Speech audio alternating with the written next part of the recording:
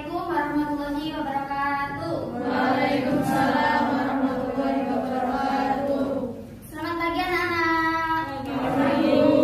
How are you? Kelihatannya pagi ini kalian semangat sekali ya. Dari teman-teman kalian yang sudah mandi, sudah sikat gigi maupun makan. Oh ya, untuk pembelajaran kali ini kita cuma pertemuan sekali ya. Jadi guru harap kalian bisa menguasai dari kompetisi dasar ini. Yang pertama yakni menghayati Al-Quran sebagai wahyu Allah. Yang kedua menghayati keautentikan kebenaran Al-Quran. Yang ketiga menghayati kemukjizatan Al-Quran. Dan yang keempat menghayati kebenaran Al-Quran memuat semua aspek kehidupan. Sebelum kita memulai pelajaran pada pagi hari ini, sekarang kita berdoa bersama-sama dulu ya. Berdoa bersama.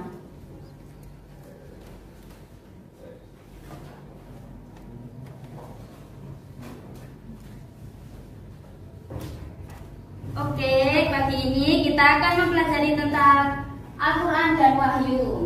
Nah, kalian mungkin sudah gak asing lagi dengan nama Al-Quran dan Wahyu. Soalnya kalian sudah kelas 10. Kelas 10 pasti kalian sudah pernah belajar di waktu SMP dulu maupun di MTS-nya. Pengertian Al-Quran. Al-Quran itu ada menurut bahasa maupun istilah. Menurut bahasa itu ada qiraah Qur'anan yang artinya bacaan. Nah, qiraah Qur'anan yang bacaan itu karena apa? Di dunia ini tidak ada bacaan buku atau kitab seperti Al-Quran yang senantiasa dibaca. Dan yang kedua yakni menurut istilah. Menurut istilah ini ada berbagai banyak versi. Menurut bahasa juga ada banyak, yakni seperti dari Imam Syafi'i, Imam Faro, Imam Asy'ari maupun Imam Al-Jujaz. Tapi cukup kalian tahu pengertiannya saja. Kalian kan punya LKS, kalian bisa mempelajari pengertian bahasa itu di LKS kalian masing-masing ya. Yang kedua ini menurut istilah. Nah, menurut istilah ini ada 3 dari Syekh Muhammad Hudari Baik, ada dari Syekh Muhammad Abdu dan dari Dr. Sabi Asabi. Tapi di sini Bu Guru merumuskan yang biasa dipakai oleh, maksudnya kayak umum gitu loh. Itu dari Syekh Muhammad Abdu dari Baik. Berbacakan Quran ya, Quran sih bahasa Arabnya. Al-Qur'anu huwa lafzul arabiyyu al-munazzalu ala Muhammadin sallallahu alaihi wasallam bitadabburi wa tadabburi al-maqulu mutawatiru wa huwa ma baina datainil al-mabdu'i bi suratil Fatihah al-maktumi bi suratin Nas. Nah, dijelaskan yakni Al-Qur'an adalah sebuah bahasa Arab. Nah, bahasa Arab itu termasuk bahasa nasional ya. Bahasa nasional itu walaupun di dunia sesungguhnya bahasa nasional itu yang pertama bahasa Inggris dan yang kedua itu bahasa Arab. Gak ada kan masa Al-Quran ditulis oleh bahasa Indonesia? Gak ada.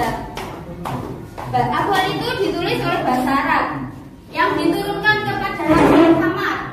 Nah, ini kalian pasti sudah ingat cerita tentang bagaimana wahyu itu pertama turun. Coba, guru pengen tahu sih siapa yang hafal wahyu yang pertama kali turun yang disampaikan oleh Nabi Jibril di Gua Hira? Coba Sania. Malaikat Jibril.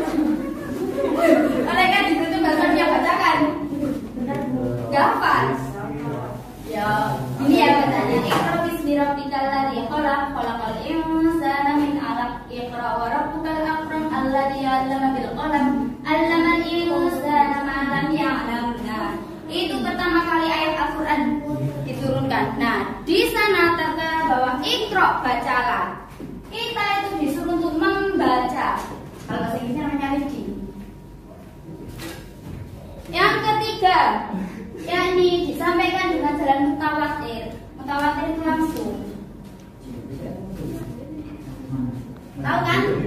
Nah, yang keempat ditulis dalam mushaf. Nah, mushaf ini kalian juga pasti pernah mempelajarinya. Dari mulai sahabat Abu Bakar, Utsman, Ali maupun Umar. Itu juga ada fase di mana proses penulisan mushaf Al-Quran. Dan yang terakhir yakni dimulai dengan surah Al-Fatihah dan diakhiri dengan surah An-Nas. Walaupun sesungguhnya ayat Al-Quran yang pertama kali diturun itu Al-Alaq. Namun di dalam mushaf Al-Quran itu yang pertama ditulis itu surat Al-Fatihah dan diakhiri sampai An-Nas.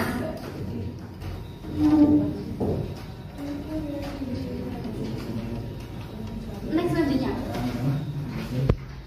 Sampai sini kalian paham? Paham nggak? Paham atau enggak anak? Nanti kalau nggak paham ya mau ditanyakan. Guru membuka ruangan. Adapun nama-nama Al-Quran, Al-Quran itu tidak hanya memiliki nama Al-Quran saja, namun ada 4, yakni ada Al-Quran, Al-Furqan, Al-Kitab, dan Al-Dzikr. Nah, kita next saja soalnya ini enggak. Nanti kalian bisa pelajari sendiri ya di LKS kalian masing-masing. Nah, ini kita masuk ke perilaku orang yang berpegang teguh dengan Al-Quran. Coba dibaca sih slide-nya. Al-Quran adalah kitab petunjuk, bukan bacaan. Al-Quran adalah kitab petunjuk, petunjuk dalam menjalani kehidupan, petunjuk dari mulai alam ini diciptakan, petunjuk awal mula manusia, petunjuk penciptaan manusia, kehidupan manusia dari kandungan sampai meninggal. Nah, di Al-Quran sendiri sudah dijelaskan semuanya sedetail mungkin. Bagaimana kita pokoknya dari penciptaan anak. Seperti di surat Al-Maun ada seorang seorang bayi itu dimulai dari saripati tanah. Kalian tahu sih apa arti dari saripati tanah? Saripati tempat tanah. Manusia itu kan dari tanah. Nah, itu saripatinya itu kan apa? Kan gini ya, filosofinya itu gini. Seorang ibu itu makan seperti makan buah, makan makanan, pokoknya makan. Itu kan dia dari tanah. Kenapa manusia bicara dari tanah? Ya karena asumsinya makan itu dari tanah kok. Paham? Itu. Terus manusia bicara dari segumpal, bermula dari saripati tanah, terus zigot lagi jadi segumpal daging jadi segumpal jadi telah berulang. Nah, yang kan ini ada seorang yang memegang teguh kepada Al-Quran akan melaksanakan ibadah karena Al-Quran memberikan tuntunan yang berkaitan dengan sholat, puasa, zakat, dan haji. Al-Quran berbagai pedoman dasar. Ada Al-Quran sebagai keimanan atau akidah, meyakini tuntutan yang berkaitan dengan keimanan atau akidah. Rukun iman ada 61. Iman Daud. 3 Rasulullah. Keempat kitab-kitab Allah. Yang kelima hari akhir. Dan yang keenam baru iman kepada kabar dan Al-Quran itu menyuruh kita untuk meyakini adanya tentang iman itu tadi. Nah, di Al-Quran sendiri kita bisa memiliki budi pekerti yang luhur karena Al-Quran berisi tuntunan yang berkaitan dengan akhlak. Kita manusia itu harus memiliki akhlak karimah. Akhlak karimah itu akhlak yang baik, akhlak yang gimana? Pokoknya akhlak itu tuh mulia. Kita manusia itu dilarang memiliki kayak berbicara, terutama berbicara kepada yang lebih tua itu harus sopan. Gak boleh kita marah-marah, apalagi akhlak kepada ibu. Gak boleh kita bilang A saja kita sudah dapat dosa, apalagi yang lainnya. Yang ketiga, berpegang teguh kepada Al-Quran, kita harus melaksanakan ibadah karena Al-Quran berisikan tadi itu tuntutan sholat, puasa, zakat, dan haji. Tuntutan sholat sudah, kalau zakat. Terus ada haji. Haji itu bagi mereka yang mampu ya. Nggak semua orang bisa berhaji, bagi orang yang mampu saja. Nah, sekarang kita masuki ke wahyu. Wahyu memiliki arti suara, api, kecepatan, bisikan, isyarat, dan tulisan. Itu menurut bahasa. Menurut istilah, wahyu adalah kalam Allah Rasul. Wahyu juga disebut pengetahuan yang diperoleh seseorang dalam dirinya dengan disertai keyakinan bahwa pengetahuan itu datangnya dari Allah secara langsung melalui perantara. Ada wahyu menurut istilah menjelaskan itu dari Muhammad Abdu adalah pengetahuan yang diperoleh seseorang dalam dirinya dengan disertai keyakinan bahwa pengetahuan itu datangnya dari Allah baik secara langsung atau melalui perantara. Jadi wahyu itu nggak semua orang bisa mendapatkan wahyu. Semua orang, hanya para nabi dan rasul saja yang bisa mendapatkan wahyu. Cara-cara wahyu turun. Nah, ini ada cara-caranya. Ada 4. Wahyu langsung disampaikan oleh Allah kepada nabi dan rasul. Yang kedua, langsung memperdengar kalamnya dari tabir seperti yang dialami oleh Nabi Musa. Yang ketiga, mengutus malaikat Jibril untuk membawa wahyu. Dan yang keempat, yakni berupa mimpi yang benar seperti yang dialami oleh Nabi Ibrahim. Kalian masih ingat kisah Nabi Ibrahim bagaimana dia mencari Tuhan? Kan Nabi Ibrahim itu bingung ya, Tuhan itu bagaimana? Lalu Allah memberikan wahyu kepada beliau bahwasanya melalui mimpi. Nah, itu namanya wahyu berupa mimpi yang benar. Yang kedua, itu langsung memperdengar kalamnya dari tabir seperti yang dialami oleh Nabi Musa. Dan yang ketiga, mengutus malaikat Jibril. Nah, ini mengutus malaikat Jibril ini yang diterapkan oleh Nabi Muhammad SAW. Bagaimana malaikat Jibril itu datang ke Gua Hiro waktu Nabi Muhammad berdiam diri, bukan betapa ya, berdiam diri. Lalu datang malaikat Jibril menghampiri Nabi Muhammad dengan menyerupai seorang laki-laki yang begitu besar. Lalu malaikat Jibril itu menyampaikan kalamnya. Kan kalian tadi sudah guru bacakan kan Iqra, bacalah. Perbedaan wahyu dan hilal. Nah, ini yang terakhir. Karena pertemuan kita cuma sekali, jadi guru.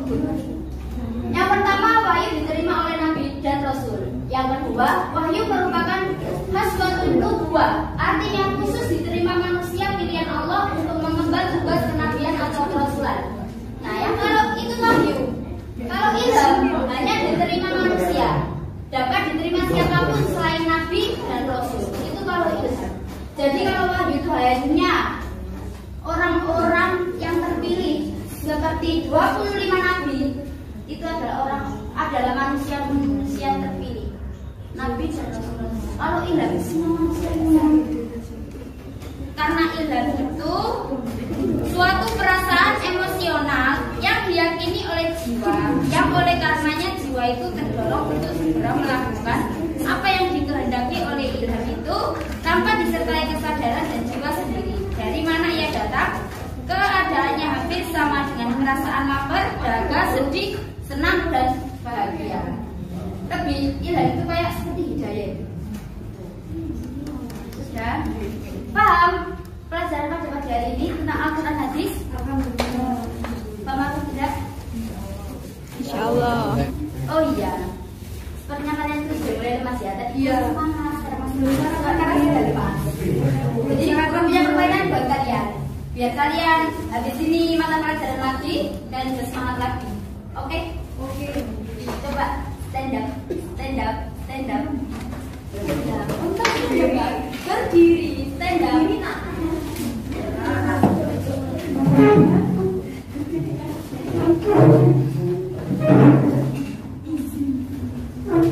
Nanti gini ya pertanyaannya. Kalau kalian nanti guru bilang meninggikan, nanti diurut, guru tunjuk. Meninggikan kalian toleh kanan, menurunkan kalian toleh kiri. Understand? Yes. Coba sih. Mulai dari Sita. Tentukan mau pilih apa? Sita pilih apa? Paham kan tadi peraturannya? Meninggi. Gini ya. Kalau kalian tunjuk meninggikan, kalian bilang gini, noleh ke kanan, jadi yang kanan yang bilang lagi selanjutnya. Terserah mau meninggikan atau menurunkan. Kami dua meninggi. Dari Berliana Meninggikan. menurunkan.